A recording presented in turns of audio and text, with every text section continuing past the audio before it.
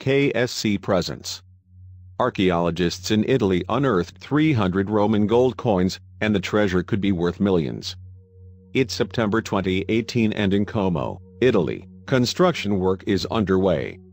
And on the site of the 19th century Cressoni Theater, an excavation reveals something incredible, a real-life treasure trove buried in the soil just waiting to be discovered. And inside an ancient jug lies a haul that could be worth a fortune. Welcome to Italy, the land of incredible food, beautiful landscapes and one of high fashion's cultural centers. In addition to being a draw for tourists looking for summer sun, gorgeous views and shopping to die for, the country is a wonderland if your passion involves history in any way, shape or form. From its earliest inception, it's fair to say that Italy has been a trailblazer. And the legend of the founding of its capital city, Rome, is remarkable. The most popular is the Roman myth of Romulus and Remus, allegedly the city's founders. The story goes that they are brought up a wolf before deciding to found a town. Soon after, a feud between the pair over what to name the city ended in Remus' death at his brother's hand. And the victor then named the town after himself. Italy was, of course, the seat of the Roman Empire. One of history's most influential and successful empires, it existed for an incredible 5 centuries. It spanned the globe from North Africa and the Middle East to Britain, and at its height, 21% of the world's population lived under its rule.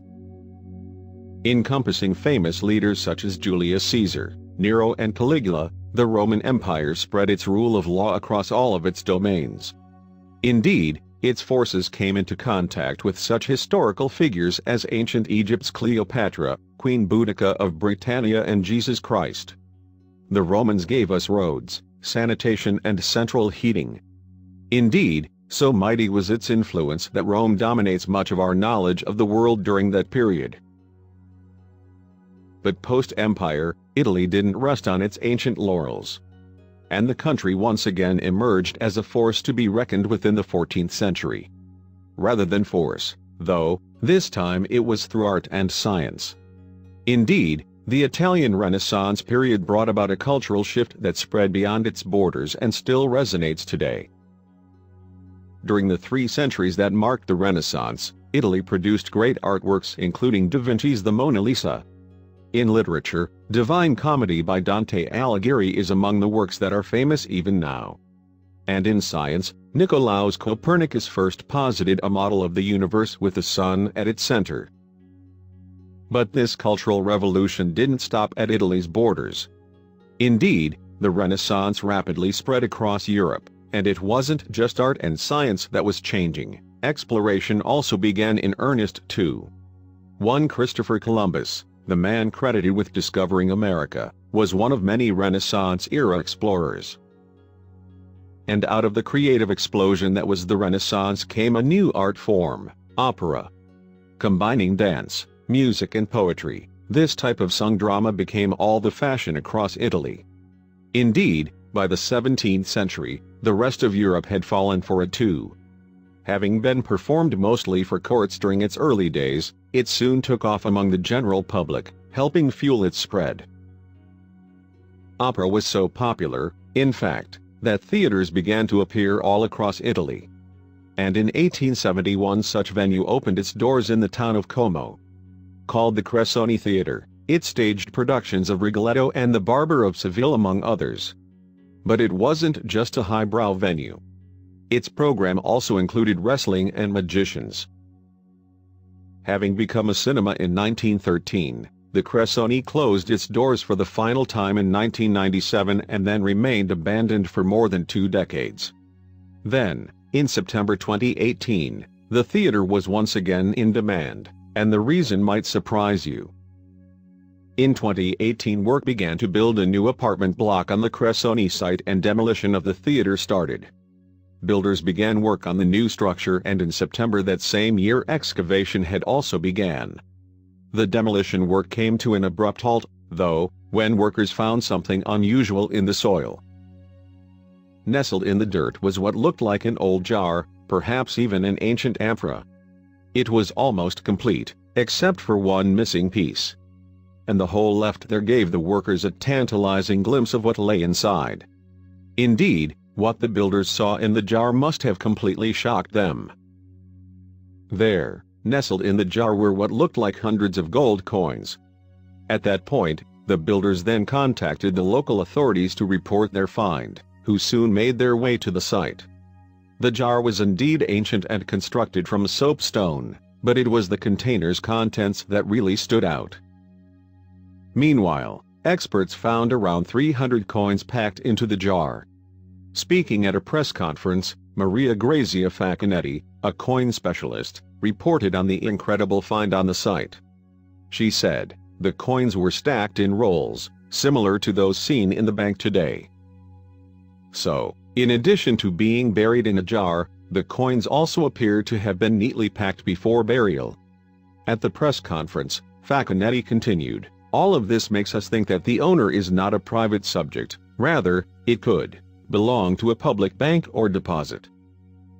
And the revelations about the haul just kept coming. Not only are the circumstances of their storage and burial unusual, but the coins themselves appear to be incredibly rare. Indeed, it seems that the stash's owners lived through a particularly interesting period in world history. Not only were the 300 or so coins all made of gold, they are also old. Indeed, experts believe they date back to at least 474 AD, making the currency potentially more than 1,500 years old. And while their age alone makes them a pretty amazing find, it gets better. That's because experts believe that these ancient coins come from a very specific period in history, the age of the Roman Empire. Indeed, the coins themselves bear the names of the Roman emperors Livio Severo, Leon I, Antonio and Valentinian III. And if the coins really come from around 474 AD, that means their production came towards the end of Imperial Rome. Indeed, the empire finally ended around 2 years later, after nigh on 500 years of rule, and these relics may have been among the last to be minted. The haul, then, took on a special significance as a small link to the end of a historical era. Upon examining the coins, experts found one more surprise. Some of the gold pieces are stamped with the aforementioned name Livio Severo, or Livia Severus. One of the final rulers of the Roman Empire, this puppet emperor sat on the throne for 4 years and held little actual power. Amazingly, the coins were also in near-perfect condition, featuring the original markings and engravings. Indeed, in an interview with The Times in 2018, local archaeology superintendent Luca Rinaldi referred to the haul as unlike anything else ever found in the area. Rinaldi continued, "Sometimes coins are found that are stuck together, but these are all separate. It was like opening a wallet." And for his part, Italian Culture Minister Alberto Bonosoli could barely hide his excitement at the discovery. He said at a news conference in September 2018, "It's more than exceptional. It's epical, one of those discoveries that marks the course of history." Historically and culturally, the gold relics are, of course, priceless. But speaking in a purely financial sense, even one of these coins could set you back a pretty penny. Indeed, precious metals retailer APMEX valued each of them between $2,500 to $5,500 in September 2018. But even with the haul's value in mind, it still has more to give, it seems. In addition to gold coins, archaeologists also found a gold bar in another jar on the site. But it's the container of the coins that is apparently unique in the archaeological record, according to Italian Minister of Cultural Heritage and Activities Alberto Bonosoli. Perhaps, though, the geographical location of the haul wasn't such a huge surprise. The town of Como, not far north of Milan and close to the famous lake of the same name, has been around for a very long time. The hills surrounding it have been occupied since at least the Bronze Age, when a Celtic tribe lived there, and the area was later occupied by the Romans in 196 BC. But things really got going when one Julius Caesar took an interest in the place. Caesar ruled Rome from 49 BC until his death 5 years later. Along the way, he expanded the empire and built cities and monuments. However, long before he became emperor, he made his mark in Como. That's because starting from this first year of his rule, he saw potential in the settlement. Como's proximity to the lake meant that the land between the water and the town was rather swampy. So Caesar gave the order to drain the swamp at the southern end of the lake, which would have a hugely significant impact on the town in the following years. Caesar then ordered an exterior wall around the town to be built and set out a new design for the settlement, according to Roman principles. The town, which he called Novum Comum, flourished under Roman rule and became something of a business hub, as the ruling classes began moving in. And even today, evidence of Como's Roman past can be found, and you don't have to dig them up first. The thermal baths, constructed sometime during the 1st century AD, still exist and are open to the public. And the aforementioned exterior wall built by Caesar survived until the 12th century. So with all that in mind, perhaps finding a cache of coins in Como isn't that surprising. The real mystery, then, is who owned the coins, and why they were buried the way they were. But even the experts don't have a clear answer. Indeed, despite their initial assertion that a bank owned the haul, it seems there could be another explanation. Indeed, experts commented on the significance of the style in which the neatly placed coins were buried. During a September 2018 press event, Facchinetti posited the idea that the container was buried in such a way that, in case of danger, the owner could go and retrieve it. So who buried this treasure trove, and why? Chances are, we'll never know for sure, but the mystery is certainly a tantalizing one. Meanwhile, Roman coins have been found all over the world, and sometimes in very unexpected places. Indeed, in 2016 during a dig in Okinawa, Japan, archaeologists unearthed some startling treasures. The excavation was taking place at Katsuren Castle, a structure believed to have been built between the 13th and 14th centuries.